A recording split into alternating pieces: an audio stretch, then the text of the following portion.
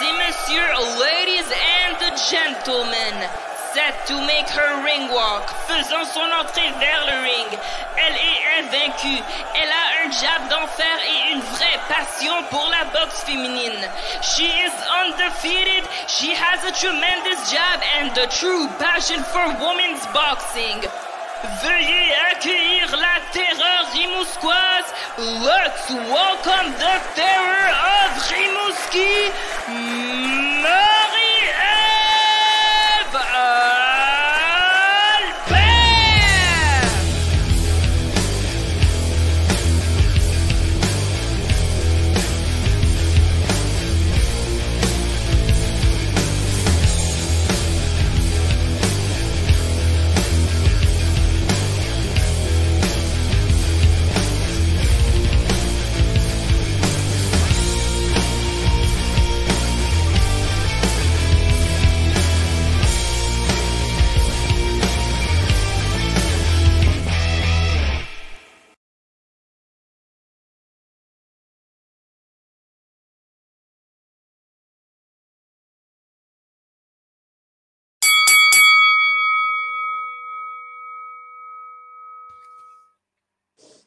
Ah, direct de Rimouski au Québec. Je vais l'enlever, mais Ouais. je sais pas ce qui m'est arrivé hier. J'arrive chez nous, là, je commence à frissonner. Là, je me dis, oh, c'est pareil comme la dernière fois que j'ai attrapé la COVID. Je me mets les bâtons de popsicle dans le nez, boum, j'ai la COVID. Mais c'est pas si pire, là, c'est juste mon nez qui coule un peu. Tu peux garder ton masque enlevé, on est à 2 mètres de distance. Ouais, puis en même temps, je suis trop beau pour me masquer. Marie-Ève, il est arrivé des choses en boxe féminine. En même temps, c'est notre dernière émission de l'année. À moi, je ne sais pas si tu voulais faire. Peut-être qu'on fera, peut-être. Je te demanderai c'est qui ta boxeuse de l'année à la fin. Ça te donne 1 heure pour y penser. Non, j'ai déjà préparé mes posts. Moi, je fais des mentions spéciales à la fin de l'année. C'est comme mes prix. Puis j'ai déjà tout ça. Fait que je peux te répondre à la fin. Les prix Marie-Ève Albert. Ouais, ça va être ma 3e année. Je sors ça à partir de la semaine prochaine, une coupe par jour jusqu'à Noël. OK. Là, pour les gens à la maison, j'ai acheté quasiment des centaines de dollars d'équipement au Dollarama. C'est juste que là, je ne vois plus les sujets. Fait que c'est toi qui vas lancer des sujets. Puis après ça, je les animerai. Là, tu vas voir l'expérience. Ben, regarde, on va commencer simple. On va faire comme à la dernière fois. OK? Moi, j'ai quelques mentions des mentions spéciales. C'est des sujets Est-ce que c'est ce que tu appelles des rafales? C'est des rafales. Oui, c'est des rafales. C'est des sujets en rafales. Pourquoi? Ben parce que je veux quand même le mentionner. Souvent, c'est une victoire ou un événement qui s'est passé, mais on va en parler souvent plus dans les semaines à venir. C'est pour ça que je ne veux pas trop l'approfondir tout de suite. Mais je voulais commencer. Première mention, tu as sûrement suivi ça un peu, les championnats canadiens. Il y a eu beaucoup de choses qui se sont passées là-dedans. On devait élire les rois et reines du Canada pour voir, parce que ces gens-là vont nous représenter pour les qualifs olympiques à suivre. Dans la première moitié de 2024, il va y avoir 2 occasions de qualifs olympiques, hein, l'Italie puis la Thaïlande. Et d'ailleurs, ce matin, j'ai l'air de rien, mais je faisais mes recherches pour ton émission. Et là ça m'a fait vraiment rire parce que les qualifs, ils commencent le 29 février. Puis là, je me suis dit, une chance qu'on est d'une année bissextile, sinon, il n'aurait jamais eu de 29 février s'il avait fait ça là. Fait qu'on est correct. C'est 29 février au 14 ou 12 mars, là, si ma mémoire est bonne. Ça, c'est la première shot, c'est en Italie.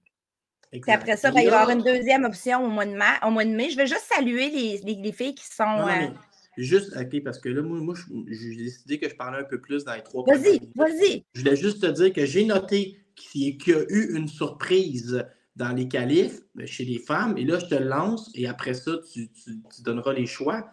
Peu de gens pensaient que ça allait arriver. On voyait Charlie Kavanagh comme un espoir même de médaille. Et là, Sarah Cali sort la performance de sa vie, tasse Charlie Kavanagh. Et là, Vincent Auclair, à un moment donné, je l'ai croisé, puis il m'a dit « Tabarouette, Sarah Cali, j'ai jamais vu ça en forme. » Il dit « Laurent, je serais prête à mettre ma main au feu qu'on a un espoir de médaille ici. » Écoute, Sarah Cali, on va en parler. Elle s'est qualifiée pour les 66 kilos. Donc, elle a battu la championne en titre, Charlie Kavanagh, qui a aussi eu des belles performances à l'international. Hein. 8e au monde. Mais est-ce que c'est une surprise tant que ça? Je dirais oui. C'était un combat, dans le fond, on s'attendait à vraiment une guerre entre les deux parce que les deux avaient faim. Les deux voulaient la place, OK? Ils veulent se qualifier pour les Olympiques. Charlie, ça n'a pas bien été au Paname. Elle n'a pas pu aller chercher sa qualif, sécuriser sa qualif qui aurait évité tout ça. Mais Charlie, depuis qu'elle a bien performé, on sent qu'il y avait un petit peu plus d'instabilité dans sa carrière. C'est ça, c'était comme la vague comme ça. Des fois des hauts, des fois des bas. Il y avait une opportunité pour Sarah Kali, puis moi, dans ma tête, c'est celle qui avait le plus faim cette journée-là qui a remporté. J'ai eu l'impression que Sarah, elle est allée puiser vraiment profondément pour aller chercher quelque chose. Tu sais, je sais que Sarah s'était préparée de façon exemplaire aussi. Elle avait été au West Coast Wonder Woman, entre autres. Elle avait affronté 2 fois en 2 jours Stacia qui était au qualif américaine en même temps. C'était une terrible de bonne préparation. Tu sais, c'est comme du vrai, avant le vrai, là, comme on dit. Bravo à Sarah. Charlie, je suis sûre qu'on va la voir rebondir, mais c'est sûr que ça sera pas aux Olympiques de 2024. Le chien est mort, comme on dit, pour elle, pour les prochaines Olympiques. Sarah doit encore aller chercher sa qualif. Il faut qu'elle performe du même genre, mais en Italie ou en Thaïlande ou ça va être important. En Italie, si j'ai bien compris, il faut participer à la finale pour se qualifier. Donc, dans les 2 premiers. Là, les 2 tournois, ils vont avoir des places, il va y avoir un certain nombre de places réservées pour remplir les trous de toutes les qualifs continentales. Puis après ça, en dernier, après la Thaïlande, il va y avoir des places données, comme on dit. Le CIO, souvent, c'est des places, ils appellent ça des places humanitaires d'une certaine manière. Il y a des pays où il y a moins d'infrastructures pour balancer, un peu équilibrer, un peu, ils vont en donner, mais ils vont aussi regarder par continent, puis ils vont faire leur équilibre, comme on dit. Mais c'est ça. Donc, on va savoir jusqu'à la toute fin, peut-être 1 mois avant les Olympiques, vraiment qui s'est qualifié à 100%. Je veux juste saluer Mackenzie Wright, championne canadienne en titre, qui a remis ça. Scarlett Delgado, même chose. Marie Alamadieh, même chose. Donc, il y a ces 3 filles-là qui se sont qualifiées, qui ont renouvelé le championnat canadien. Mais Terry Smith est allée chercher la qualification à 60 kilos. Ça, c'était la catégorie où Leila devait se battre, mais elle s'est décidée, on va en parler un peu plus tard. Leila a choisi l'amour, l'achat d'une maison, élever son chien et finir ses études universitaires. Il y a des choix à faire dans la vie, hein, puis on en reparlera un petit peu plus tard. Je voulais juste mentionner, puis vite, d'autres mentions, OK? Amanda Galley, devenue première championne IBO au Canada la semaine passée à 118 livres. Elle a battu New-Yorkiste Carreño. Très beau combat. C'était un combat qui n'était pas si simple. On pensait Carreño avait quand même un pedigree intéressant. Elle avait affronté des filles de championnat du monde, etc. Est-ce que tu as dit quel poids, là, juste pour mes notes? C'est à 118 livres, c'est les poids bantamweight, les poids coqs. Donc, c'est la même catégorie que Bunny Bridges et tout ce monde-là. Pour les gens à la maison, ceinture IBO qui est plus prestigieuse chez les femmes que chez les hommes. Oui. Donc, on peut quasiment dire qu'elle est championne du monde. Là, mais... on peut le dire. C'est un titre qui compte. On sait que Mary Spencer s'est déjà battue pour ça, puis c'était présenté comme un championnat du monde. Toi, tu dis toujours que ça amène à un des 4 titres. Oui, souvent, c'est une bonne opportunité. Ça permet aussi d'aller chercher.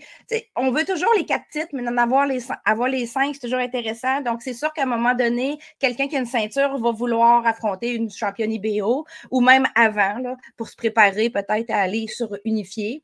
Félicitations à elle. Autre félicitations à Diana Tapia, qui est signée chez Three Lions, qui a affronté Jennifer Williams et qui a très bien fait. On a une décision unanime qui était claire, selon moi. Aucun doute là-dessus. Le volume, la force de frappe était du bord de Diana. Ça nous a donné un petit peu plus d'infos aussi sur la constance de Diana Tapia parce qu'elle avait battu Caroline Redmond, mais Jennifer Williams avait aussi battu Caroline Redmond. Donc, on peut dire que Diana Tapia a battu et Caroline et la fille qui avait battu Caroline. Donc, dans l'échelle, on peut la positionner à un certain endroit. Là. Est-ce que tu as vu de l'amélioration dans sa boxe depuis qu'elle vit au Canada? Elle ne vit pas vraiment au Canada, en fait. Elle est juste signée au Canada. Elle vit encore au Mexique, mais Est-ce qu'il y a de l'amélioration? Oui, il y a de l'amélioration. Diana Tapie, elle travaille tout le temps, mais il lui manque des opportunités de se battre régulièrement. Il va falloir que Tree Lions trouve un moyen de le faire. Ils ont signé une Mexicaine. Il faut qu'ils la mettent maintenant à l'avant-plan. Surtout qu'elle est bien classée. Ils ont une opportunité avec elle d'aller chercher des combats de championnat du monde. Là, Marie, je vais donner de l'amour à Trois Lions puis à mon ami Manny Montréal qui était aux commentaires. Trois Lions, ils sont arrivés avec une grosse carte. Ils sont arrivés même. Il y a même des rumeurs de peut-être qu'on viendrait à Montréal un jour parce que je pense qu'ils flirtent avec Arthur Biarslanov. Puis, en tout cas, ils sont arrivés avec une belle carte. Il y avait une vraie finale digne de mention. Bravo à Trois Lions qui semblent bien faire les choses au Canada présentement. Oui, vraiment.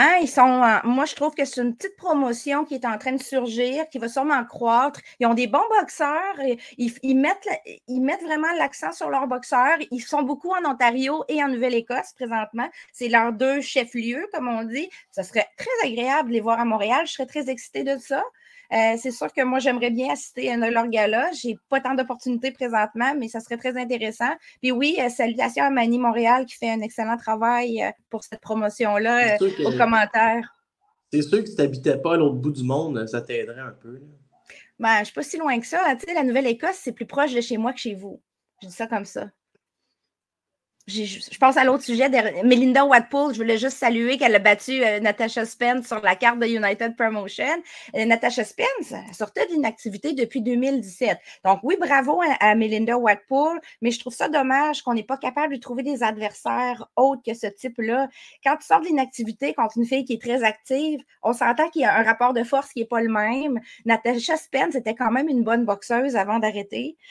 Sauf que, bien sûr, le momentum était du côté de Melinda Watpool. C'est dur pour Melinda Watpool, par contre, à la défense de United Promotion. À 168 livres, il n'y a pas beaucoup de filles. Puis il y a une grosse différence entre les bonnes et les autres. Donc, les filles du milieu, on s'entend que Watpool est en progression. On ne vise pas le championnat du monde tout de suite. Il faut la faire progresser, mais il faut lui amener des adversaires intéressants. Puis c'est ça qui est dur, aller trouver qui va te faire progresser sans te brûler. Mais il faut avec quand même un certain talent. La catégorie est en évolution. Je viens de décrire qu'est-ce que du matchmaking en 10 mots. C'est à peu près ça. J'ai l'air calme, là, mais attends, là, je vais exploser à un moment donné. C'est juste que j'attends mon sujet. Ouais. Il s'en vient ton sujet. Là. Il y en a quelques-uns. Mathilde Baraillé l'emporte. Elle est rendue avec une fiche de 1 victoire, 1 défaite, 1 nulle. Pensez pas que c'est parce qu'elle n'est pas bonne. Sa fiche ne rend pas... Elle n'a pas protégé sa fiche, puis elle s'est fait. Elle avait des débuts pro déjà difficiles aux États-Unis. Oui. Elle l'emporte et Jeanne Masson-Wong, qui a fait couler beaucoup d'encre, puis avec son. Ben, je pensais que son OnlyFans a fait couler d'autres choses, mais on n'a pas le droit de dire ça. Tu couperas pas au montage. Je vais le couper au montage. Ouais, ça n'a pas de bon sens. Jeanne Masson-Wong a fait quand même du bruit avec ses débuts professionnels, mais il y a beaucoup de gens qui m'ont écrit pour me dire. Oh, elle n'avait pas l'air d'avoir la force de frappe qu'elle a à main nue. Mais tu sais, c'est pas pareil. C'est pas pareil de la boxe à main nue puis de la boxe. Il faut une adaptation. Puis faire du sparring, c'est bien le fun, mais c'est pas le même contexte qu'en combat avec l'adrénaline puis les lumières puis tout. Là.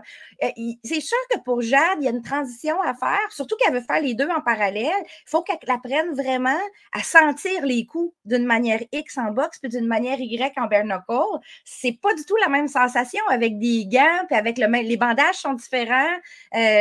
Il y a beaucoup de différences entre les deux. Jade est dans cet apprentissage-là. Jade n'a pas une carrière amateur de 200 combats non plus. Il faut faire attention. Donc, Jade est en progression dans ses sports maintenant. C'est un début pro que j'ai trouvé décent. Ils ont mis un adversaire qui était 2-1. C'était correct pour Jade. C'était correct pour Jade. Tu commences, c'est ton premier combat. Tu n'as pas boxé beaucoup tant que ça. Tu t'entraînes en boxe, mais c'est pas la même chose. Les 2 combats féminins faisaient du sens. Oui, les match-ups étaient très bien. Il y a eu du matchmaking qui m'a défrisé une oreille là, dans mais cette ça, carte-là, mais pas les combats féminins. Mais tantôt, mais qu'on continue le sujet, là, je vais t'en parler d'un autre matchmaking qui m'a fait défriser. Mais on souhaite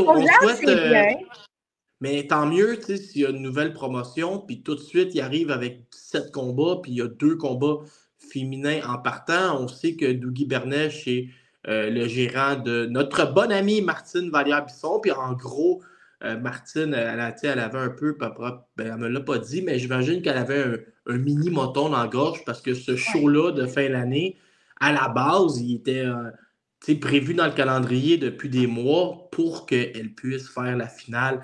C'était un cadeau un peu de Dougie avant Noël, puis là, par la force des choses, puis la maladie, mais on a eu un autre gala. Mais Martine, là, moi, je te dis, je serais pas surpris qu'elle revienne en février tellement qu'elle a l'air en shape, là, mais on en reparlera. Moi, je te dis qu'elle ne reviendra pas en février, là, mais c'est pas grave, je comprends ton point de vue. Je voulais juste saluer Jade, c'est bien, elle va progresser. Elle a dit déjà qu'elle voudrait faire les deux en parallèle, bare knuckle, donc on devrait la revoir. Elle a un très beau coin. Sam Descarrés est là, mais il est entouré d'Elena et de Leila. J'ai trouvé ça intéressant, c'est la solidarité féminine de ses partenaires d'entraînement qui étaient dans son coin. Je veux revenir sur le combat de Mathilde, parce que Mathilde est moins connue et Mathilde est une très bonne boxeuse. Mathilde, c'est une fille dont la carte, comme tu dis, ne reflète pas la réalité parce que le combat nul qu'elle a eu pour ses débuts pro aux États-Unis, elle était le côté B et sincèrement, moi, je l'avais devant. J'avais une victoire pour elle, mais la vie étant ce qu'elle est, des fois, il y a des décisions locales. On peut pas dire que c'est un vol, mais un combat nul, c'est quand même bien. Puis le deuxième combat, c'était contre Brie Holling aussi, qui était, c'était une décision majoritaire pour Brie Holling, si je ne me trompe pas. Mais là encore, c'était beaucoup plus serré que les cartes l'ont laissé présager. Marie-Ève, là, je suis bien trop gentil depuis le début. T'en veux-tu un commentaire drôle? Mais là, celui-là, il est juste drôle. Brie Holling, est-ce que c'est la fille qu'Antonin Descarrés avait déclaré? J'ai revu ses vidéos, c'est une future championne du monde. Puis après 4 mois avec Eye of the Tiger, ils ont coupé le contrat. Là. C'est elle. C'est exactement celle qui était chez Eye of the Tiger. Oui, qui a affronté Erika Abarca aussi à Québec. Elle était chanceuse. Mais ce combat-là, je me rappelle de Brie Holling, je ris un peu d'Antonin, mais Brie Holling, c'est une bonne combattante dans le sens où elle va toujours donner le meilleur combat de la soirée. Contre Erika Abarca, je me souviens de Camille qui passe à côté de moi et il dit « Mon Dieu, c'est le combat de la soirée, ça. » Il dit tout de suite, je vais essayer de parler aux deux filles, voir si on peut les remettre une contre l'autre. Fait, des fois, moi, je ris un peu du fait qu'on l'avait parachuté championne du monde trop vite, mais si vous avez Brie Holling sur un gala, regardez le combat, parce que ça va être bon. Elle sait se battre, Brie Holling. C'est juste qu'à un moment donné, il y a beaucoup d'instabilité dans son entourage. On ne peut pas la voir progresser assez. C'est ça que j'aimerais voir. J'aimerais voir Brie Holling plus souvent pour voir sa progression. Là, c'est difficile. Ça a été un peu brouillon. Bref, pour Mathilde, j'ai trouvé qu'elle a été excellente. Elle a travaillé avec son jab de façon impeccable. Son adversaire frappait un petit peu large. Elle en a bien profité. J'ai trouvé qu'il y avait beaucoup d'intelligence dans sa gestion de combat. J'ai vraiment aimé ce combat-là. On a la chance de l'avoir. Dougie, c'est bien avec Canada Fighting, ce qu'il est en train de faire d'une certaine manière, parce que ça donne une vitrine à des gens qui n'ont pas de promoteur ou qu'on ne voit pas souvent, puis qui sont souvent le côté B à l'extérieur. Donc, ça ne veut pas dire que ces gens-là ne sont pas des bons boxeurs. C'est vraiment plus parce que souvent, ils ont des combats difficiles, plus difficiles que ce que tu aurais dans une progression normale. Alors ici, ça va peut-être donner la chance à une Mathilde, si Dougie refait l'expérience, mettons 3 fois par année ou 2 fois par année, d'avoir au moins 2 combats ici à domicile à Montréal. Moi, je trouve ça fantastique. C'est une fille qu'on gagne à connaître. Elle est très intéressante, très bonne amie de Martine Vallière qui était là pour l'encourager. On l'entendait crier dans le pay-per-view. Je ne sais pas à quel point ça va fonctionner, mais il y a un autre promoteur là, qui est Yann Pellerin, qui lui, j'y ai parlé cette semaine, là, je ne pense pas que ce soit un secret, puis il me disait moi, il dit, je trouve ça merveilleux, même que si on peut s'entraider ou se prêter des boxeurs pour les garder actifs, un sur une carte de l'autre, il n'y a pas de problème. Fait à suivre. Mais si elle te met ce sujet-là, si ça te tente. Hein. Léla Baudouin aura sa revanche, Kim ne revoque pas. Est-ce que je peux faire... Moi, j'aimerais ça faire le préambule. Léla Baudouin était allée au Mexique affronter une adversaire dont tu vas me dire le nom tout de suite. Elisabeth Chavez-Espinoza. Elisabeth Chavez-Espinoza. Puis là, c'est une fille que moi, tout de suite, là, j'avais été sur le réflexe. Tu vas sur BoxRec, là, je regarde le combat serré. C'est qui l'adversaire? Puis là, je fais, oh mon Dieu, cette fille-là, classique est bien meilleure que sa fiche. Mais là, ce qui est drôle, c'est que moi, les gens autour de Léla, j'en connais un en particulier qui il me raconte jamais des mensonges. C'est un gars, là, disons que sa feuille de route est solide. Ça fait 6 ans à peu près que je suis dans le domaine, puis c'est mon préféré. Là, il me dit, Laurent, je te dis, il y avait Il y avait une juge que j'ai vu prendre un shooter avant le combat avec ses amis. Il y en a un autre qui se grattait le nez, regardait à terre pendant le combat. Il y en a un autre, elle sentait la boisson, il dit, là, pas trop compris, on se fait avoir au juge. Là, il dit, Léla, je pense, y a-tu cassé le nez ou quelque chose? C'était la mâchoire? Je pense que Léla, il a fait mal à la face, on va dire ça de même. Elle a fait mal. Fait que là, il essaie d'avoir leur revanche. La fille ne veut pas revenir.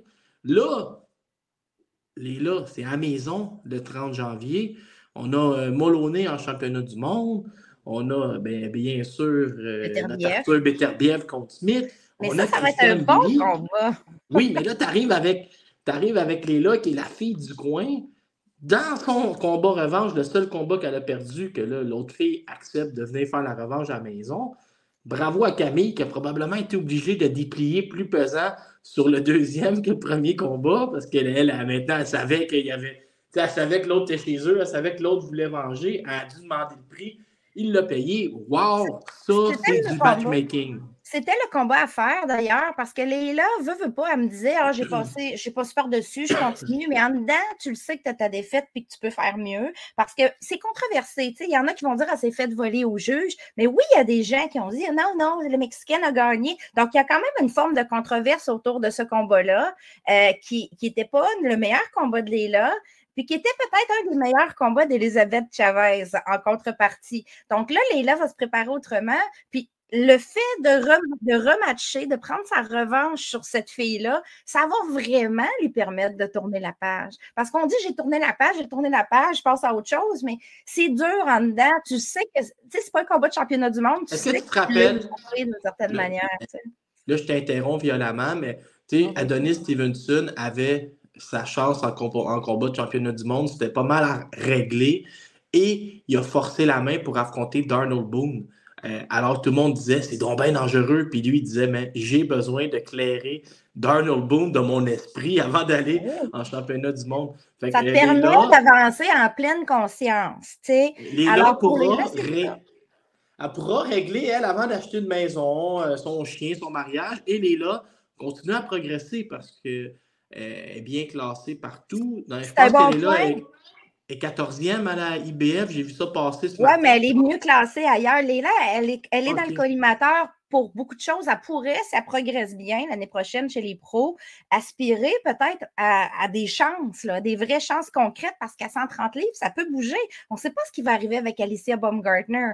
Elle est encore sous enquête, Alicia Baumgartner. Qu'est-ce qui va arriver? On ne le sait pas. Si à la fin de l'année, au milieu de l'année, il y a un titre qu'elle laisse, parce que ça se peut que Baumgartner veuille affronter Katie Taylor. C'est drôle parce que dans ces catégories-là, il y a plein d'opportunités à venir parce que Alicia Baumgartner s'est fait prendre.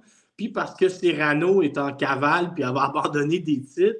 Fait que là, je vois des là, dans ces eaux-là, 126 à 135. Là. Il y a des boxeurs qui peuvent descendre, monter, des titres qui peuvent être vacants, ça va bouger. Je vois, là, tu parles de Léla, mais on aurait pu dire la même chose que Caroline Vert pourrait profiter. Là, tu regardes ça, moi, ça me fait rire. Là, je dis, puis parce que on dirait que c'est drôle en boxe féminine, là, elle, Serrano, elle ne veut pas niaiser, mais je vais les abandonner les titres.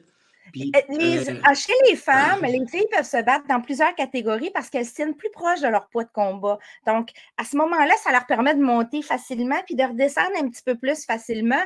Donc, les femmes ont tendance à saisir les meilleures opportunités disponibles, nonobstant la catégorie de poids. C'est un peu plus difficile chez les garçons qui ont tendance à monter de poids beaucoup plus entre leurs combats. Moi, pour parler de ma situation personnelle, moi, je monte de poids entre mes podcasts. Le problème, c'est que je ne redescends pas après.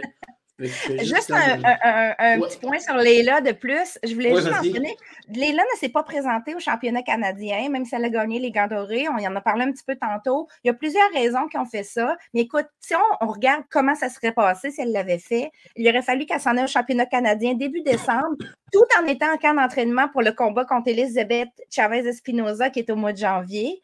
Il aurait fallu tout de suite après janvier qu'elle s'en aille en camp d'entraînement avec l'équipe nationale. Un moment. Là, ici, tu viens de commettre une bourde. Tu as raison, mais je vais donner l'exemple d'Alexis Barrière. Ce qu'on entend, c'est que Barrière va se battre en février, n'ira pas à la compétition et va tenter le coup pour le coup à l'autre d'après. Léla aurait toujours mais ça, pu c'est utiliser un cette choix. stratégie-là de s'inscrire seulement à la compétition numéro 2. C'est certain que c'est plus compliqué, mais C'est plus compliqué. ça arrive. Mais C'est la mettons qu'elle le stratégie. faisait pour la première compétition parce qu'elle voulait Ouais. capitaliser sur ses 2 chances. Ouais, Parce ouais. qu'il y a 2 chances. Il aurait fallu tout de suite après Beterbiev qu'elle tombe en camp d'entraînement avec Équipe Canada. Non, ça Ensuite, fait pas de sens. oui, ça fait pas de sens. C'est trop. Puis revenir, tu veux pas perdre. Puis on ne sait pas non plus la WBC, qu'est-ce qu'elle va faire en 2024. À Tokyo, elle a gelé les rankings. Ça tombe bien parce que la WBC elle-même ne sait pas qu'est-ce qu'elle va faire. Fait que, on n'a pas entendu parler encore officiellement que cette sanction-là était reportée à 2024. Kim Clavel, juste rapidement, les gens s'attendaient peut-être. Ce ne sera pas rapide, Josh. J'ai des affaires à dire. Tu as des choses à dire, toi. Bon, je vais mettre en contexte. Okay? Kim Clavel a fait un post sur ses réseaux sociaux la semaine dernière, je crois, si je ne me trompe pas, ou la semaine d'avant, mentionnait que même si elle aime encore la boxe, puis elle sait qu'elle a encore à donner en boxe, que présentement, elle n'était pas rendue à un retour, qu'elle était encore à réfléchir à ce qui s'est passé, qu'elle avait encore un peu de rancœur, puis aussi qu'elle prenait du repos. Elle a voyagé chez sa maman, elle a fait de l'équitation, etc., qu'elle voudrait peut-être même faire un retour comme infirmière auxiliaire pour quelques heures, reprendre ça un peu parce que c'est quelque chose qu'elle aime. C'est ça, les dernières nouvelles de Kim Clavel. Donc, ceux qui s'attendent à la voir en début d'année dans un gala quelque part, je pense qu'on peut faire un X là-dessus.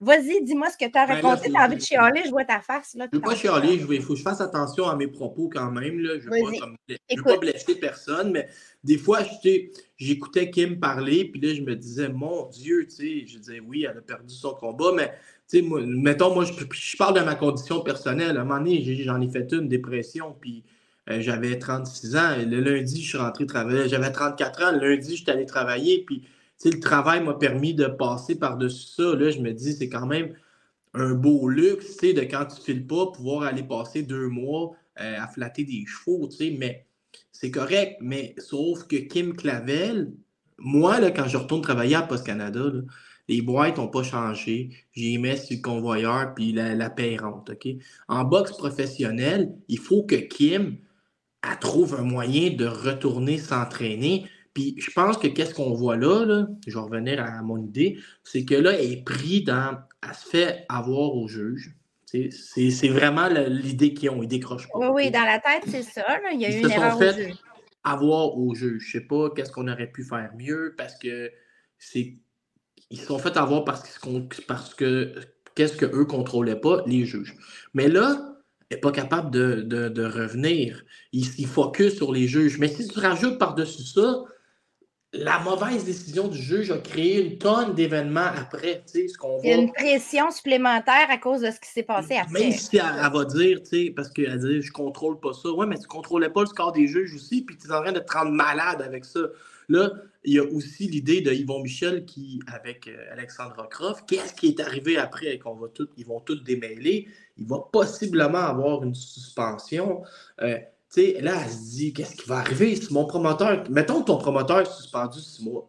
Moi, je ne sais pas comment ça marche, mais si ils essayent de négocier pour que Kim se batte aux États-Unis, j'imagine que là-bas, ils sont au courant que le promoteur est suspendu. Ils vont essayer de l'avoir à rabais. Je ne sais pas ça peut être quoi les conséquences d'avoir un promoteur suspendu quand tu négocies à l'étranger. Mais pendant ce temps-là, aujourd'hui, il y a Jessica Neri-Plata qui affronte Sarah Borman. Aujourd'hui. En Allemagne, il y a Jessica Pop qui est ton choix préféré pour affronter Kim, qui se bat aujourd'hui. J'ai fouillé la division. Il y a des filles dans le top 5 puis dans le top 6 qui sont à 26 ans qui, eux, vont continuer à progresser puis ils sont au gym. Fait que si Kim elle retourne travailler, elle est loin du gymnase, qu'est-ce qui va arriver, genre? Elle va revenir. Mariam Ducard a pris sa retraite à 36, elle en avait sa claque. Kim, elle a 33. Genre, je dis, je vois un laps de temps qui se referme, puis est-ce que c'est dramatique ce qui se passe présentement? Peut-être que oui, sur sa carrière. Peut-être que dans 15 ans, elle va se dire, mon Dieu, cet événement-là a été plus grave que je pensais sur ma carrière. Je comprends ton point. C'est difficile de savoir parce qu'on n'est pas dans sa tête, on n'est pas dans son mais corps. On l'est un peu, elle a tout dit dans Radio-Canada. Elle a dit ce qu'elle voulait dire. Mais tu sais, on n'est pas dans sa situation. Ça, je comprends. Mais je comprends tout à fait ton point. Puis tu as quand même raison parce qu'on ne sait pas l'impact que ça va avoir, cette pause-là. On va le découvrir dans le futur, mais on ne le sait pas. Puis c'est vrai que d'autres filles, comme, mettons, Tutti Bop, présentement, ont repris l'activité. 39 ans. On repris l'activité, puis Tutti Bop, elle a des intentions claires. Elle me l'a dit elle-même. Je lui ai posé la question. Elle a dit, je veux des combats de championnat rapidement. Elle dit, moi, je veux aller à 105 livres ou à 108 livres. Donc, pour Kim, je pense que ce qu'il va falloir, c'est qu'elle retrouve le goût. Puis pour retrouver le goût, ben, ça prend un projet clair. Si le projet n'est pas clair, il faudrait lui donner des orientations claires. Moi, je peux y en donner un. Je vais y en donner un projet clair. Je vais répondre à ta question. Kim est 3e sur BoxRec. La numéro 1 à 2 ceintures, la numéro 2 à 2 ceintures. Kim est la meilleure boxeuse de la division à ne pas détenir de ceinture.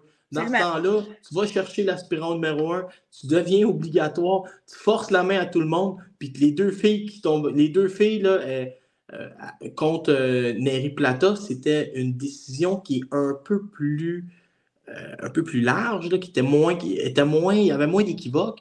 Mais elle peut clairement battre Evelyne Bermudez, elle l'a déjà fait. Elle peut clairement battre Neri Plata. Ça fait que mort dans le mode piste, ces deux filles-là, tu es capable de les battre, puis probablement que tu serais même favorite sur une revanche contre Bermudez. Fait que là, t'es numéro 1 sur BoxRec. Attends pas qu'il y ait d'être numéro 7, d'être obligé de gagner 4 combats avant de redevenir une aspirante obligatoire. À suivre, on va voir ce qui va se passer dans les prochains mois. Pourquoi tu ne peux pas parler de Jessica Camara avant? Mais on peut en parler, tiens, je vais faire je voulais juste finir de chialer en disant, OK, quand je dis tantôt que 3 Lions Promotion, ils peuvent s'établir, il y a des promoteurs qui ne font pas super bien les choses au Canada. Lee Baxter, Camara, là, je l'adore, c'est beau, là, est allé travailler au port 2 jours après, mais elle est numéro 1 WBC à 135 livres. On y amène comme adversaire une fille de 3-8 qui était dans le même gym qu'elle avec Liane McKillop. Oui, au dernier puis qui n'a pas gagné un round contre les débuts pros de Maxime Novoseltov. T'aimes ça, la boxe féminine? C'est la seule place où tu vois ça. Une fille qui est aspirante numéro 1 qui va affronter une fille qui sert à des débuts pros, genre. Je ne sais pas comment ça se fait qu'ils ont tant de misère à matcher Jessica Camara parce que, sincèrement, l'argent, mais tu sais, il y a quand même Lou DiBella en arrière aussi, puis il est capable de matcher d'autres filles. Il a matché Miyu Yoshida contre Ebony Bridges. Là. Fait qu'à un moment donné, c'est pas. Tu sais, elle est chez Lou DiBella. Lee Baxter, c'est un spot qui a été acheté par Lou DiBella sous cette carte-là parce qu'il travaille en collaboration. Okay. C'est à Lou DiBella puis à son agent Brian Cohen de faire le travail à un moment donné pour lui amener mieux. Je sais qu'elle a quand même échappé cette année contre Carla Ramos, OK? Puis peut-être qu'il y a des choses qu'ils veulent travailler, mais c'est sûr qu'il faudrait des adversaires un peu plus solides pour pouvoir établir le fait que Camara mérite d'affronter quelqu'un pour un titre, parce qu'elle est en arrière de Cathy Taylor. Si Taylor laissait des titres demain, est-ce que c'est Camara qui serait choisi pour aller sur un titre vacant? Bien répondu, Marie, peut-être qu'elle s'assoit sur le rôle d'aspirant numéro 1 en attendant de voir qu'est-ce qui va se passer plus haut. J'ai envie de voir Jessica Camara avoir des défis plus intéressants que, par exemple, c'est ça, des adversaires de 3-8 ou encore des filles comme, on en a vu plein, là, des Brésiliennes, qui sont vraiment difficiles, qui se font battre par tout le monde à toutes les catégories de poids, tu sais. Des filles qui jouent avec leur poids, c'est un petit peu le principe, comme je dis tout le temps, de la fille qu'on sait qu'on va battre, mais donc, qu'on amène c'est la fille. Mais t'en as pas parlé, je sais pas si c'est parce que tu voulais pas en parler, mais il y a eu l'étude là, qui est sortie, les deux chercheurs là, sur les adversaires mexicains, puis c'est en boxe féminine, c'est beaucoup ça. Puis ça m'a fait rire que les chercheurs, il n'y avait pas comme une clause où ils parlaient de... la vraie arnaque, c'est d'aller chercher des filles d'une catégorie de poids en dessous, là, en boxe féminine. Oui. Quand j'ai vu, moi, Marie-Ève Dicker, on était allé chercher Ogledis Suarez qui avait passé sa carrière à 129. C'est beaucoup ça en boxe féminine de jouer avec des catégories de poids. Marie, est-ce que je peux proposer le prochain sujet? Oui, après ça va tout briser ton affaire, mais c'est plus que je veux te poser une question. Vas-y. Je me prépare si jamais je deviendrais animateur puis que je te recevrais comme chroniqueuse en 2024. Parfait. On ne sait jamais. Ne sait-on jamais. Surveillez donc l'actualité des prochaines semaines. Marie, je veux que tu me parles du petit coltaillage sur Twitter entre Chantel Cameron et Eddie Hearn, parce que Cameron a dit on est les deux des boxeurs de Eddie Hearn. Elle dit quand je bats Cathy Taylor, Eddie il a les mains dans ses poches, Puis quand elle me bat, genre, il sursaute comme un enfant qui vient de se faire offrir son premier maïs soufflé quand il est jeune. On a l'impression, OK, il y a apparence de favoritisme un peu du côté de Matchroom et d'Eddie Hearn en particulier. Katie Taylor est clairement sa chouchou. Et Chantel Cameron, qui, n'oublions pas, était undisputed à 140 jusqu'à pas longtemps, n'avait pas le même traitement. Donc, Katie Taylor a eu tout ce qu'elle voulait dans les 2 derniers combats. Probablement dans d'autres avant aussi, mais dans les 2 derniers combats, qui étaient tous les 2 contre Chantel Cameron, il y a un tapis qui a été déroulé à Katie Taylor. Ça a été 2 fois en Irlande. C'était pour les titres de Chantel, mais c'était 2 fois en Irlande. Souvent, les juges ont été fins avec elle. Alors voilà, il y a comme des frictions parce que je crois que Chantel Cameron est fâchée. Elle est vraiment fâchée contre Matchroom. Puis selon moi, elle est prise dans un contrat avec eux. Donc, elle a décidé de parler pareil. Là, on parle d'un 3e combat parce que là, mon sujet est là. Katie Taylor est undisputed dans 2 catégories. Elle a gagné le dernier combat contre Chantel Cameron. Décision serrée où il y a eu quand même un petit peu de controverse, mais c'était quand même Katie qui, selon moi, méritait la victoire. Il y a quand même eu un knockdown qui n'a été pas compté comme un knockdown au début du combat, qui en était un.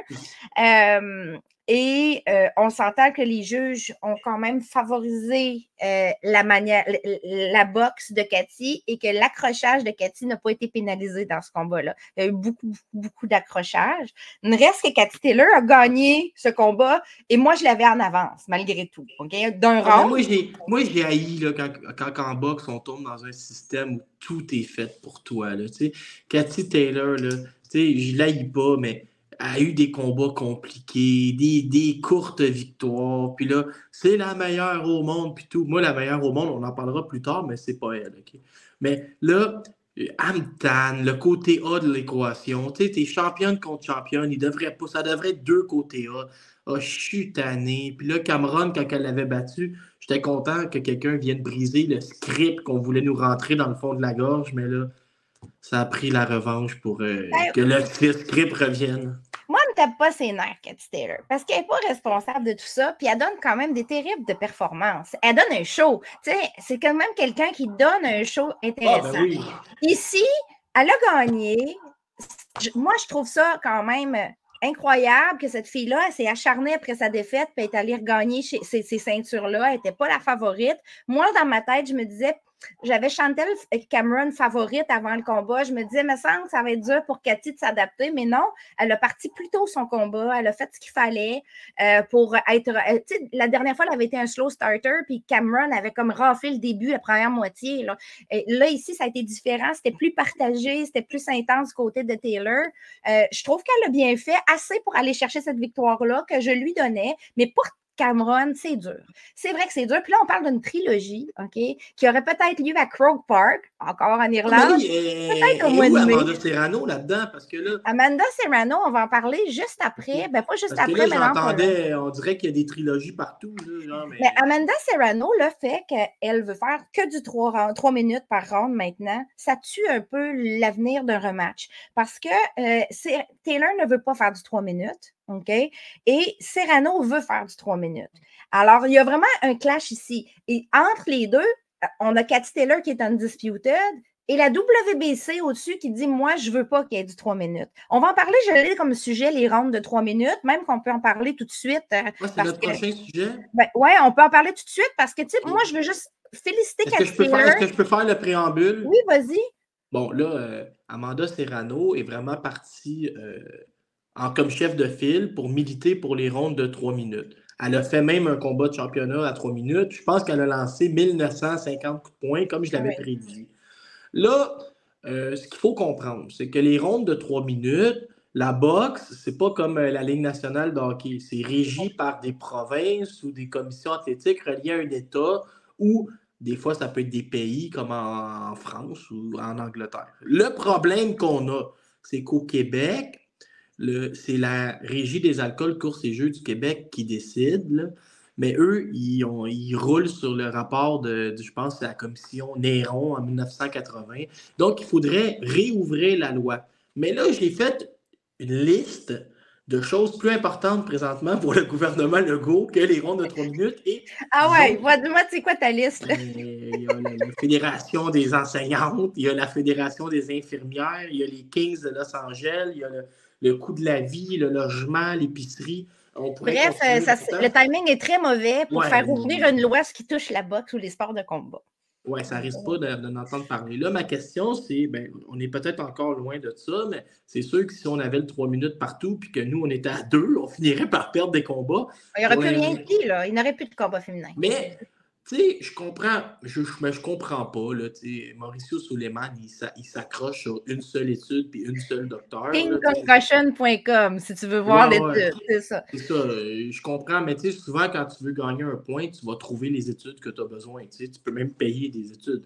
Mais en même temps, je pense que la vraie question derrière tout ça, c'est qu'on est vraiment rendu à un point où il doit y avoir un grand débat, une grande concertation de tous les acteurs principaux qui prennent 3 semaines, qui s'assoient, qu'on fasse venir tous les spécialistes de chaque côté. Il faudrait qu'il y ait un colloque là-dessus, une espèce de colloque, une convention strictement là-dessus pour la santé des boxeurs, OK? Et parce que c'est ça le point central. On dit non aux filles à cause de la santé. C'est le seul argument qui tient présentement, qui pourrait être crédible. OK? Je dis pourrait parce qu'il faut les études. Il est débattable. Il est débattable, mais il faut des études pour le corroborer. Je te fais l'état de la situation présentement.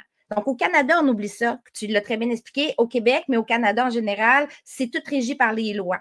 Il y a plein d'autres pays où ça ne se fait pas présentement, mais il y a de l'ouverture. On parle de l'Angleterre. Commence à avoir de l'ouverture. Ils commencent à étudier des demandes. OK? Est-ce qu'ils vont le faire? On ne le sait pas. On va le savoir bientôt parce que je crois que Maillard contre Jonas, il y a eu une demande à la BBBFC pour du 3 minutes, mais on n'a rien depuis ce temps-là. On ne sait pas si ça va se faire. On sait que les deux boxeuses voulaient. OK?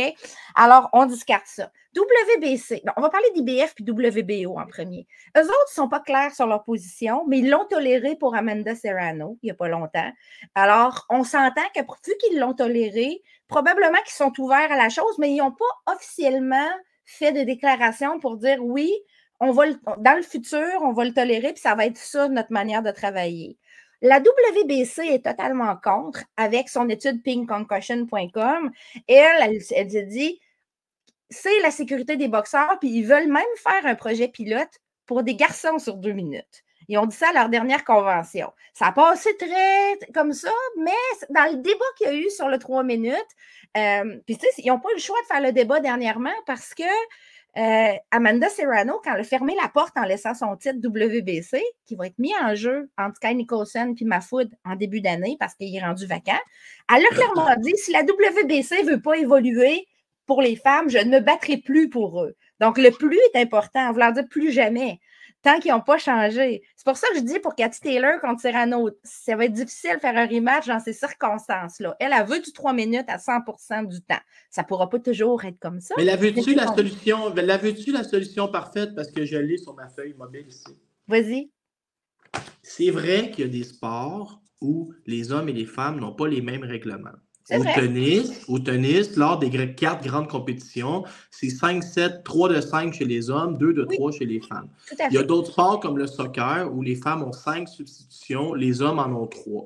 Il y a des sports comme ça qui disent les femmes se déshydratent plus vite, c'est dangereux, on va leur donner plus d'options. Bon, mettons qu'on part de ça.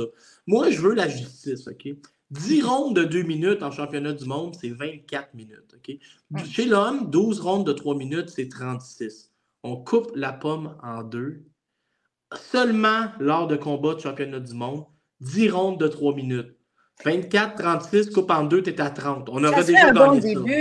On aurait déjà gagné ça. Ça serait un bon début. Juste te dire, en championnat, tout le monde est en superbe condition physique, à moins de rares exceptions.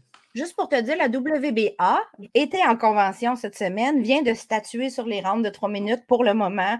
On déterminé officiellement que oui, la WBA va le permettre quand les deux boxeuses le veulent et que le match-up fait du sens.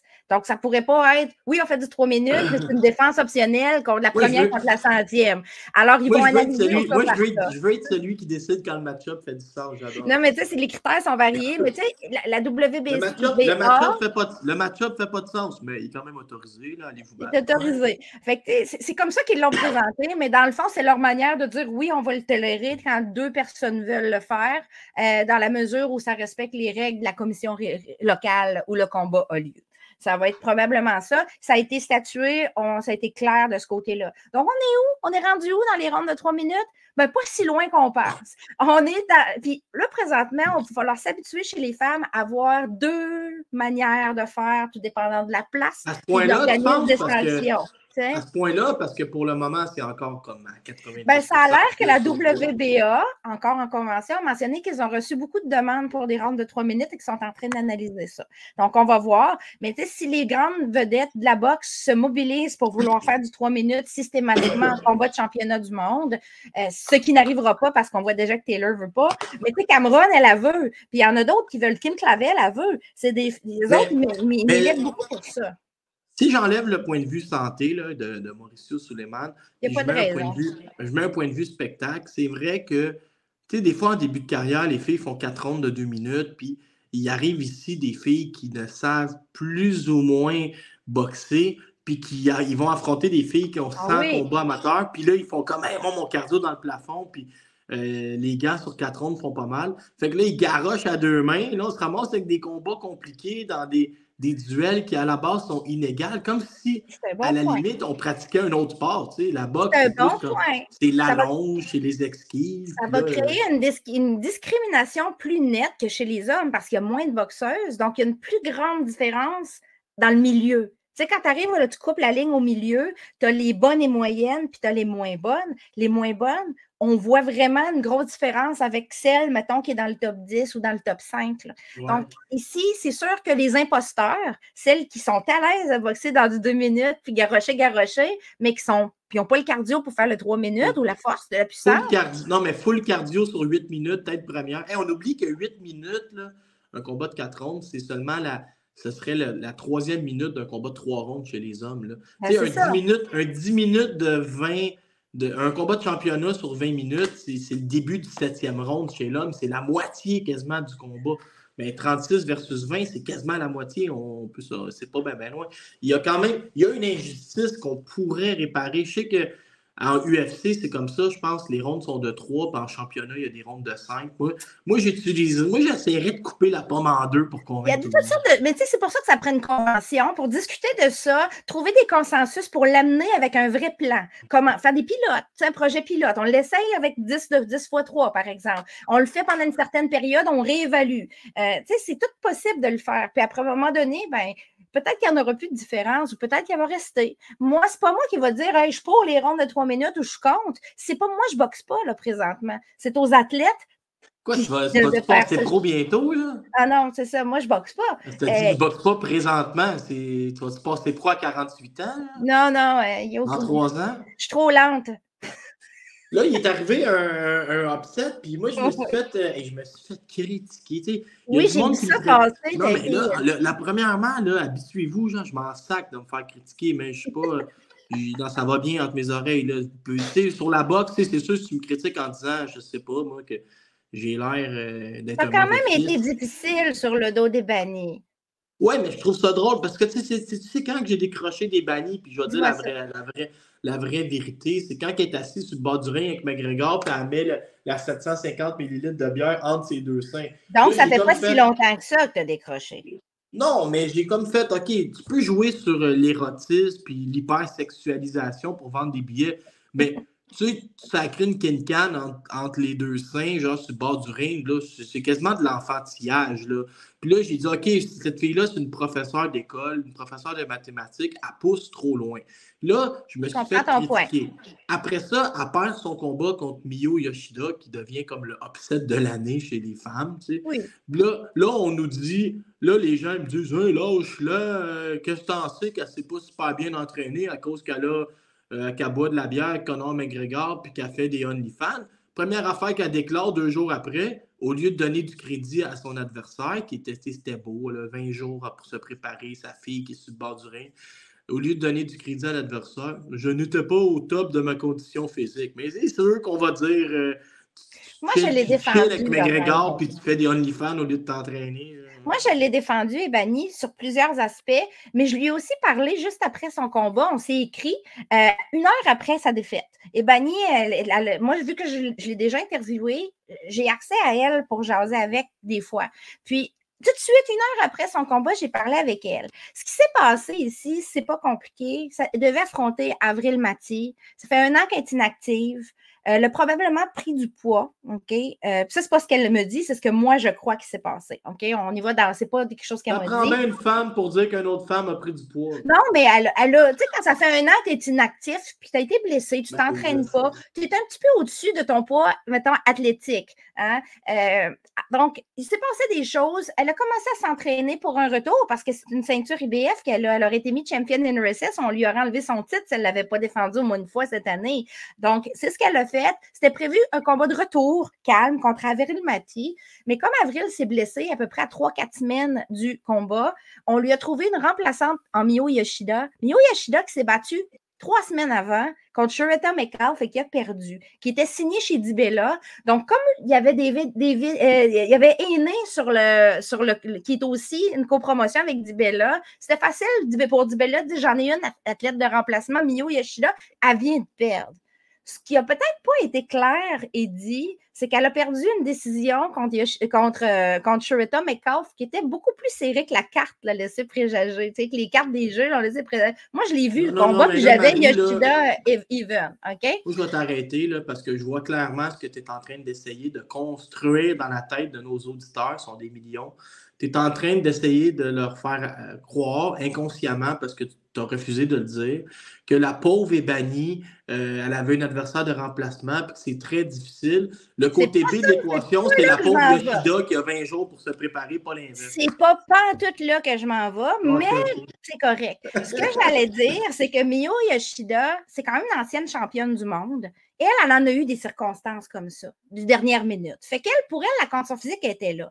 Et Bunny, c'est pas lié à Yoshida, l'enjeu. C'est que Yoshida, elle, est arrivée avec son même focus que d'habitude. Ça faisait 3 semaines qu'elle s'était battue. Et Bunny ne semblait pas toute là. J'ai trouvé que Bunny était vraiment sèche à la pesée. Je l'ai trouvée très, très sèche. Moi, je la regardais, elle a peut-être fait une grosse déshydratation. Déjà, en partant, c'est un signe de je ne suis peut-être pas préparée comme il faut ou j'ai peut-être rushé ma préparation, tu sais, en partant. Parce que n'oublie pas qu'Ebany, elle, quand elle se prépare, c'est pas pour le combat, c'est pour être parfaite pour la pesée, pour les photos. Là, ça, là, elle était drainée. Ça semble plus important que le combat. Je ne sais pas, mais moi, Ebany, je trouve que c'est une combattante sérieuse. D'habitude, c'est une combattante sérieuse. C'est une fille qui, quand elle est dans le ring, elle fait ce qu'elle a à faire. Par contre, est-ce qu'Ebany est surévaluée côté talent parce qu'elle a une grosse image?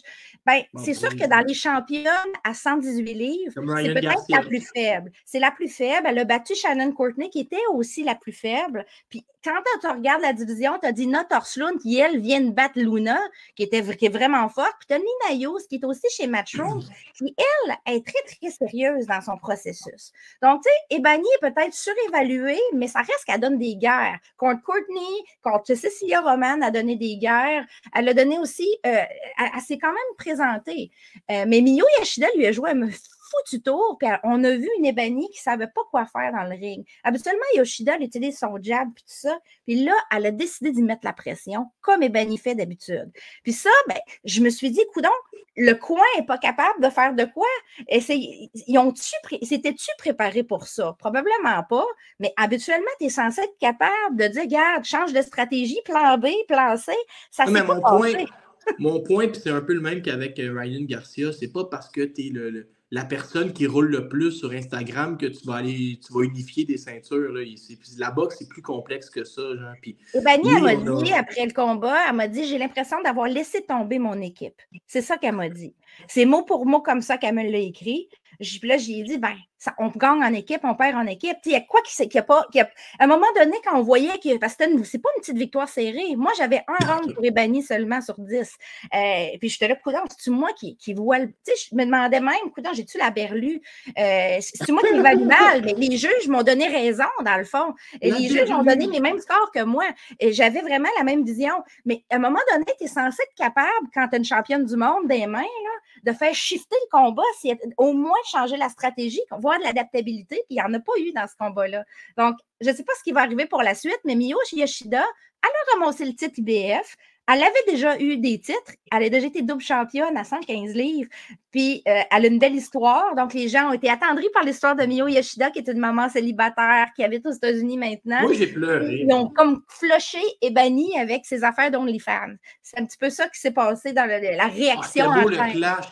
C'était beau le clash aussi de la maman avec. Ça, c'était fort comme image. Moi, j'avais les yeux pleins d'eau. Ouais, Est-ce que j'ai le droit encore de faire un lien pour le prochain sujet? C'est quoi le prochain sujet? Je sais que je vais fucker ton ordre, mais en même temps, tu es super le prochain sujet. Tu viens de déclarer, je cite, que tu avais un seul round pour Ebany. Ouais. Hier soir, il y a eu un combat entre Chadash Green et Franken Crew de Zern. Okay? Puis moi, je veux faire le parallèle que là, tiens-toi bien, je n'ai pas écouté le combat. Mais sais-tu qu'est-ce que j'ai fait? Cette semaine, j'ai écouté tout ce qui s'est passé avant. Puis ce matin, en cherchant le combat, j'ai écouté ce qui s'est passé après. Puis il avait préparé le Chadash Green puis Franken Crew de Zern avaient souvent eu des altercations où on les plaçait chacun de leur bord avec leur micro.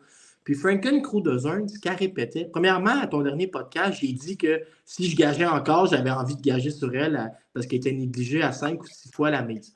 Après ça, Franken Crew de Zern, elle prend le micro et elle dit « Vous ne me donnez pas le respect que je mérite. » Et là, à part, tu sais, c'est tout un personnage. La perruque, sa tête, il a été en rose. Moi, je l'aime beaucoup, Franken. Moi, je l'ai vu en rose cette semaine. Je pense que c'est il y a 2 mois. Au combat d'année contre Garcia. Pour l'ensemble de l'œuvre, Davis. À Davis contre Garcia, il avait commencé à mousser son combat. Puis là, elle dit, j'ai été la première championne panaméricaine. Elle dit, j'ai gagné l'or pour mon pays. Elle dit, je suis une grande patriote. Elle dit, j'ai affronté tout le monde. Puis là, elle beurre. Puis là, elle dit, je suis une boxeuse qui est devenue une des meilleures.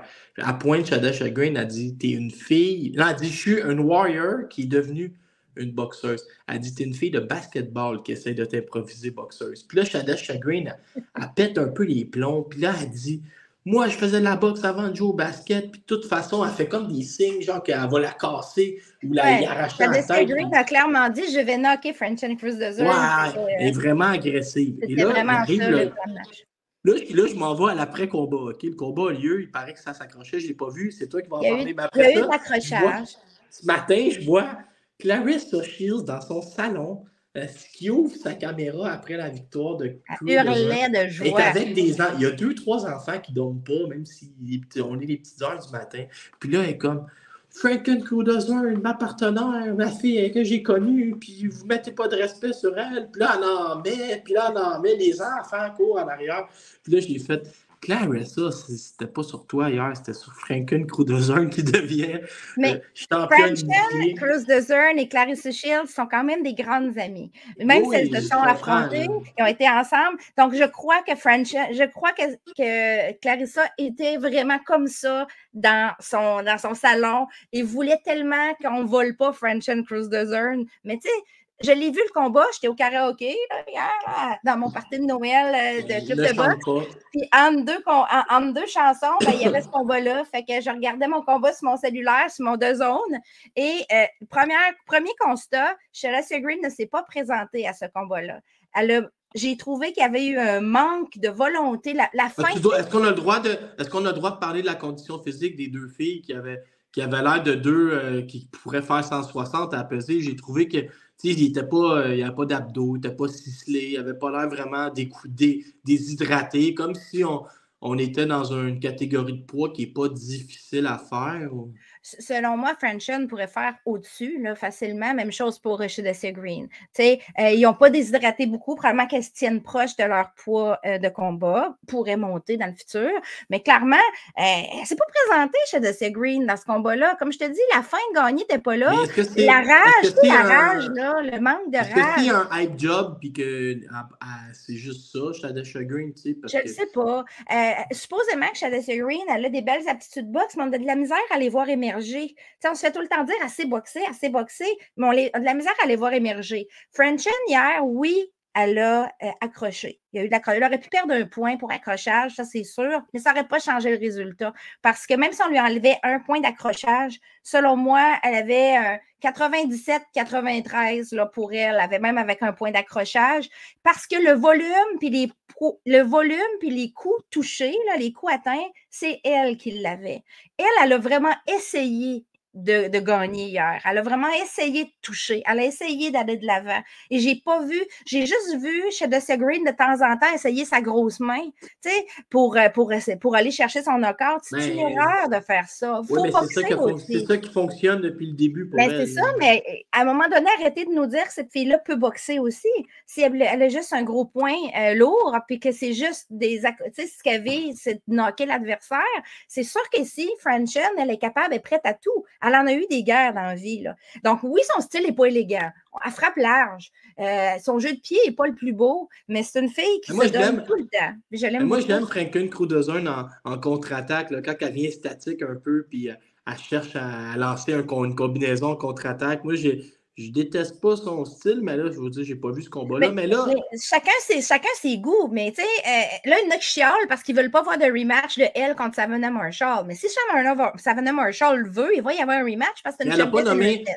Hier, après le combat, elle a nommé Savannah Marshall, mais elle a quand même nommé Claressa Shields encore. Oui, bien sûr. Mais je pense que ces deux filles-là seraient ouvertes à se rebattre, mais ils ont beaucoup de respect l'une contre l'autre. L'une l'autre. Ils ont du respect parce qu'ils se connaissent bien maintenant. Ça serait totalement différent que, mettons, Marshall contre Shields. Ça serait un autre vibe, mais ce serait un bon combat. Je crois quand même que Shields l'emporterait. Rapidement, je vais te parler de Ségolène Lefebvre. Oui. Là, lance tout ton rapidement, puis moi, j'aimerais ça avoir le mot de la fin. Oui, il n'y a pas de problème. Rapidement, Ségolène Lefebvre. Faites une remontée contre Taïsi Gallagher. Première défense depuis qu'elle a récupéré son titre, Ségolène, son titre WBO. J'ai trouvé que c'était un combat difficile parce que Taïsi Gallagher, c'est une British, qui a juste 25 ans, mais qui est de calibre championne du monde. C'est juste que c'est stack dans cette division-là. C'est vraiment loadé. C'est une fille qui est vraiment très, très intéressante parce qu'elle lance du volume. Puis Ségolène s'est fait déborder dans les 3-4 premiers rounds, là, comme ça n'avait pas de bon sens. Moi, j'ai donné 0 round au début, puis je me disais, mais coudonc, elle va perdre son titre parce que le volume était là. Puis je trouvais que, la belle défensive de réflexe de Ségolène, elle arrivait moins, ça fonctionnait moins au début. Mais il y a eu une adaptation incroyable. Il y a un déclic qui s'est fait quelque part dans le 4e round. Puis, je te jure, Laurent, elle a remonté 100% des rounds après. Après le 4e round, je n'ai pas donné un round à Taïsi Gallagher. La contre-attaque de Ségolène. C'est là que c'est important, je voulais le mentionner parce que, tu sais, quand on dit 2 styles différents, tu as des gens qui font la pression, tu as des gens qui sont des boxeurs de contre-attaque. Puis souvent, quand on juge un combat, on a tendance à pencher vers le volume. Hein? On fait tout ça, on est des fans de boxe, on a le volume est là, elle touche beaucoup, mais l'impact des coups, la qualité des coups est importante. Puis des fois, un bon coup ou une belle combine en contre-attaque va faire beaucoup plus qu'une tonne de volume. Et ici, c'est ça qui s'est passé. La contre-attaque de Ségolène a été tellement efficace que tous les coups que Taïsi Gallagher pouvait donner dans les 3-4 premiers rounds, tout d'un coup, ils ont paru avoir moins d'impact dans les rounds suivants, même si elle a continué à avoir le volume de son bord. Donc, il y en a qui pourraient regarder ça et dire que c'est une décision controversée. Mais non, parce qu'il faut que tu regardes aussi la qualité de coup et la défensive. Et ici, j'ai trouvé que Ségolène, elle a montré beaucoup, beaucoup de force de caractère de remonter. Ça montre vraiment qu'elle est bien meilleure qu'on peut le croire. Alors, je voulais juste le mentionner. Bravo à Ségolène. C'est une fille, l'autre, Taïsi Gallagher, qui a déjà été qui a déjà affronté une championne du monde actuel, Nina Hughes, et que moi, elle avait perdu par décision split, mais moi, que j'avais d'avance. C'est du gros calibre pour 25 ans. Sa fiche ne représente pas sa qualité. Je trouve que c'est une belle pratique pour une possible unification dans le futur pour Ségo. Là, je l'ai mentionné. Autre combat, autre sujet vite, Emma Cousine. Je voulais juste mentionner qu'ici, elle a gâché solidement les plans d'Anna Rankin. Ben oui, drôle. J'ai écouté le combat, c'est quand même assez violent, même. C'est serré quand même, là. C'est très serré. Mais Emma Cousine est bien meilleure que quand elle a affronté Shield il y a 2 ans et demi. Là. On a une Emma Cousine qui a évolué. Pour faire une suite sur ce que tu viens de dire, tu n'as pas trouvé que Emma Cousine s'est vraiment ajustée aussi à partir du 5e, sans que ce soit aussi flagrant que contre Ségolène. On a vu une boxeuse qui s'est ajustée, puis l'autre qui a commencé à perdre toutes les rondes. Absolument. Puis elle a ramassé, dans le fond, 2 titres, parce qu'il y avait 2 titres vacants qui étaient en jeu ici, les 2 titres de Natasha Jonas. Les 2 autres titres, qui les a? Ben, t'en as un qui c'est Terry Harper, puis t'as le titre de Femke Hermans plus Libéo. Alors, le futur, on va voir qui va sortir le plus d'argent pour attirer Emma Cousine. Parce que Matchroom, Terry Harper veut avoir des combats de championnat, mais ces filles-là peuvent se laisser désurer. Mais tu sais, est-ce que tu sais qu'est-ce que j'ai fait après le combat, puis je suis toujours un paquet de troubles. J'ai essayé de garder quelqu'un de bonne humeur puis motivé. Puis après le combat, j'ai essayé de convaincre quelqu'un de remettre ses bottes de boxe. J'ai tout de suite écrit à Marie Spencer en disant « T'es pas chanceuse parce que tes 2 combats de championnat étaient contre Femke Hermans, qui est la numéro 1. Tu bats ces 2. J'ai dit « Tu bats ces 2 filles-là, reste motivé, va au gym. » Et j'ai écrit à Marie-Ève Dicker en disant « Tu bats ces 2 filles-là, t'es parti à la retraite trop vite. Si t'as des remords, oups, je suis revenu. Si tu as des regrets, reviens tout de suite à la boxe. Il faut mettre les choses en perspective dans la vie. Des fois, tu pognes la meilleure de ta catégorie, puis des fois, il y en a d'autres qui ont des titres puis qui sont moins bons que toi, qui n'en a pas. C'est ça la vie. Alors ici, exactement, Marie Spencer pourrait avoir des opportunités contre Emma Cousine. Ça serait tout à fait possible et ça serait intéressant. Ça serait un bon combat, mais Mary aurait toutes ses chances ici. Puis même principe comme effectivement, Marie-Ève Dicker ne reviendra pas, là, mais c'est sûr que Marie-Ève Dicker... Attends, elle m'a dit, je cite. Ah oui, vas-y. 1 million US, je reviens. Ben là, moi aussi, tant qu'à ça, 1 million US, je fais mes débuts pro. OK. Tu sais, vu de même. Sujet vite encore, Erika Cruz, qu'on avait vu contre Serrano en début d'année, est descendue à 122 livres, puis elle a détrôné à son premier combat Mayerlyn Rivas, qui avait le titre WBA.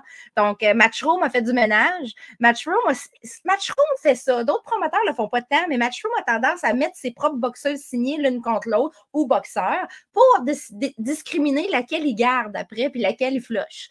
Fait qu'ils ont fait ça. Ils ont pris Erika Cruz, Mayerlyn Rivas, ils les ont mis ensemble, puis la gagnante a le titre, donc toutes les possibilités d'unifier. Top Rank fait un peu ça aussi avec leur poids lourd. Top Rank aussi, mais tu sais, on voit PBC le font un petit peu moins. On a vu, Andy Ruiz contre Wilder, c'est jamais arrivé, tu sais, des affaires de même, tu sais. Mais ici, Eddie Hearn, chapeau à lui parce qu'il n'a pas peur de le faire, mais en même temps, quand tu signes chez Matchroom, il faut que tu signes en te disant, mon promoteur, veux-tu vraiment que c'est moi qui gagne ou il me signe pour aller chercher mon titre? Ça, c'est bien joué. Tu fais comme un cercle avec les Chantal Cameron qui se plaignaient. Non, mais tu sais, c'est ça pareil. Il faut quand tu signes chez Matchroom, il faut que tu connaisses clairement c'est quoi l'intention en arrière. Ils vont te dire, on va t'amener contre l'autre. Parce que des fois, ils ont une chouchou. Tu sais, on comprend que chez Matchroom, à 122 livres, ils ont Elise Cottenay aussi. L'autre ceinture, c'est Ségolène qui l'a. Je m'en allais dire, c'est comme quand tu es Evulish chez Eye of the Tiger, tu n'es pas vraiment sûr si ton promoteur prend pour toi. Et un dernier sujet avant que je te laisse le mot de la fin. Je voulais juste saluer Lani Daniels qui a été chercher une ceinture chez les Light Heavy. IBF, elle avait déjà le titre IBF des heavyweight, des poids lourds. C'est Desley Robinson qu'elle a affronté. Hey, mais son adversaire, elle avait l'air impressionnante quand même. Elle a bien fait ça. Elle avait l'air d'une colosse genre, sur les photos. Là. C'est Lani Daniel, on l'appelle Smiling Assassin, hein, c'est son surnom. Ça en dit beaucoup sur sa personnalité. Faut pas ça peut un peu penser à Jessica Neri Plata, toute souriante et douce en dehors du ring, puis quand elle rentre dans le ring, c'est rendu un autre être humain. Le côté démoniaque, les petites cornes ressortent. Là, ben, c'est un petit peu ça, Lani Daniel. Pourquoi on en parle? Ben, c'est parce qu'on fait tout le temps le lien avec Vanessa Lepage-Johannis, dont le combat a été reporté au 7 mars. Vanessa, au casino, opportunité toujours d'avoir un titre de championnat, peut-être. Est-ce que ça pourrait être contre Lanny Daniels? Ben, si on sort l'argent, pourquoi pas? Mais dans quelle catégorie? Est-ce qu'on irait light heavy ou heavy? Il y a plein de questions à savoir. Il faut regarder qu'est-ce qui est disponible. Il y a aussi le titre WBC qu'on n'entend plus parler chez les heavyweights. On parle tout le temps de Lanny Daniels avec le titre IBF, mais tu sais, Anna Gabriels a été blanchie de son histoire de crème pour chien, là, de doping, de crème stéroïdienne. Là. Elle a été blanchie, donc elle cherche des opportunités. Il y a des filles comme Raquel Miller, Danielle Perkins qui devait faire un retour en décembre, mais on n'a pas entendu parler. Je crois que c'est tombé à l'eau. Il y a des choix de qualité pour Vanessa, incluant Lanny Daniels, il y en a. Même Desley Robinson pourrait être une adversaire intéressante pour Lanny Daniels, pas pour Lanny Daniels, pour Vanessa. Fait que, tu sais, il va falloir voir comment ils vont faire évoluer la carrière de Vanessa. Ils veulent aller rapide, mais il y a quand même des bonnes filles dans la catégorie. Il faut aussi voir les gros combats à un moment donné. Fait que j'ai hâte de voir. Je te laisse le mot de la fin.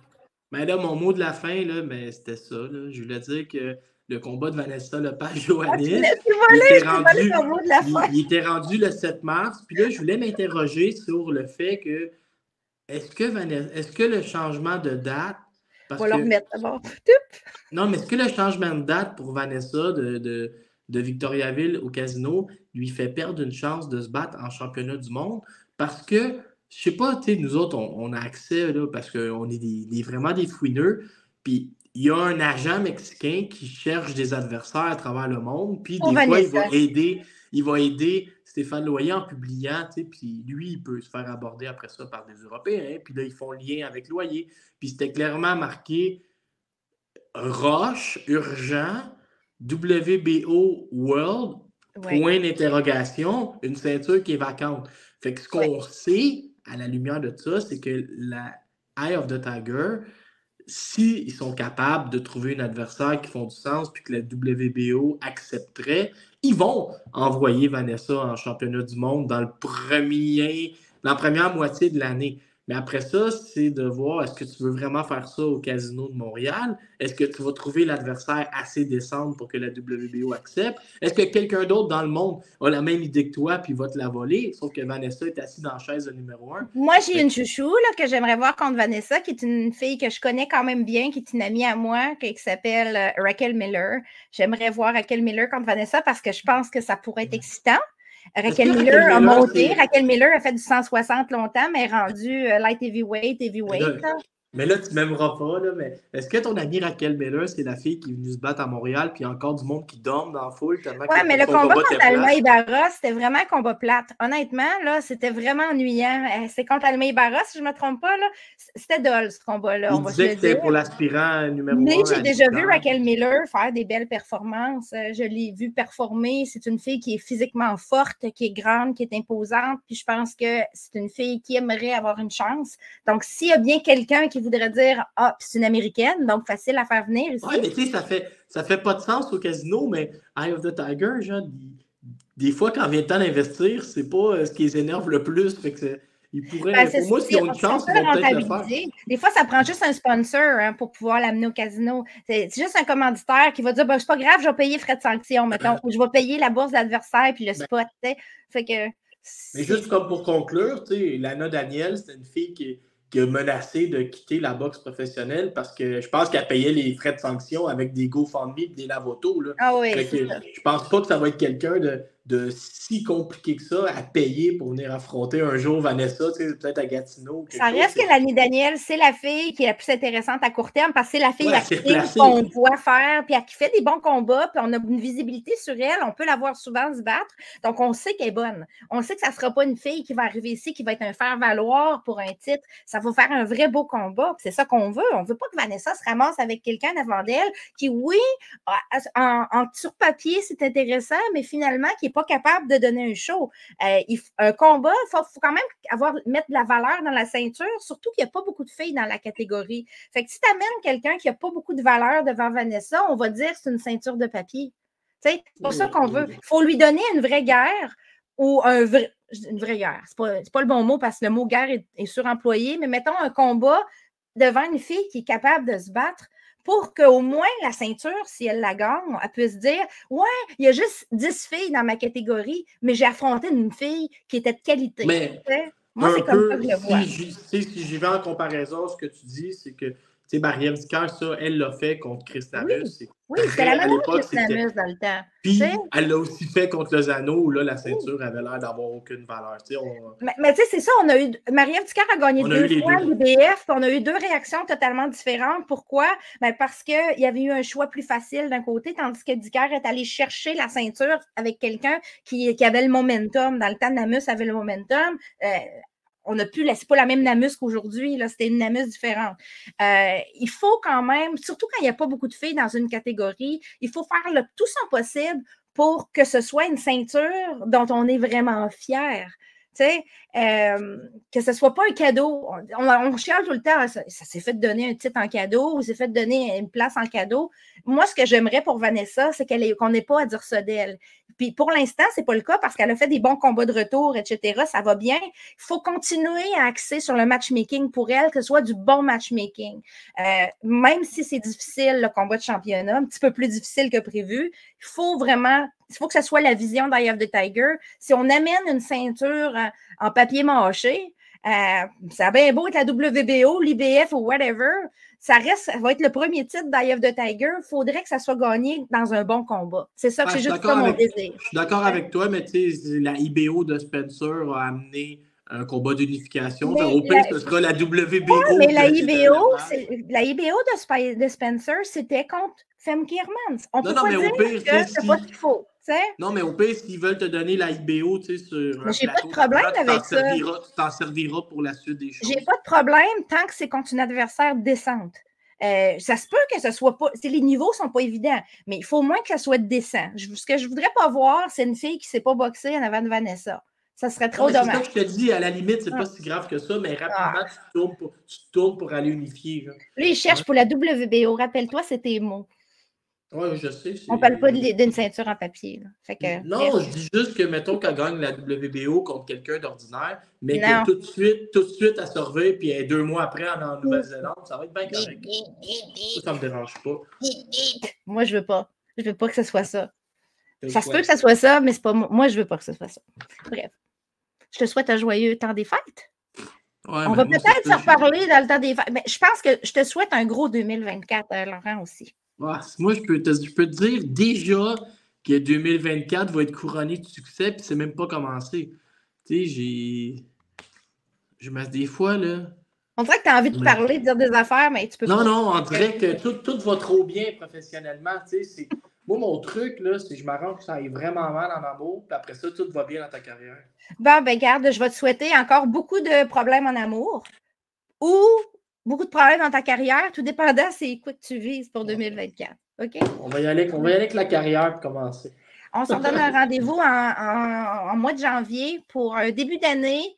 On pourra, dans notre premier épisode de janvier, faire nos prédictions pour l'année, Laurent. Fait que mets ça dans ta tête. Commencer à regarder les combats fantasy qu'on voudrait voir. Puis, qui pourrait perdre son titre ou devenir champion en 2024? OK, je m'occupe de tout ça. Part avec ça. Sur ce, je vous souhaite à tout le monde qui nous écoute et qui nous regarde un joyeux temps des fêtes et beaucoup de repos si c'est ça que vous avez besoin. Et beaucoup de cadeaux. Sur ce, bye!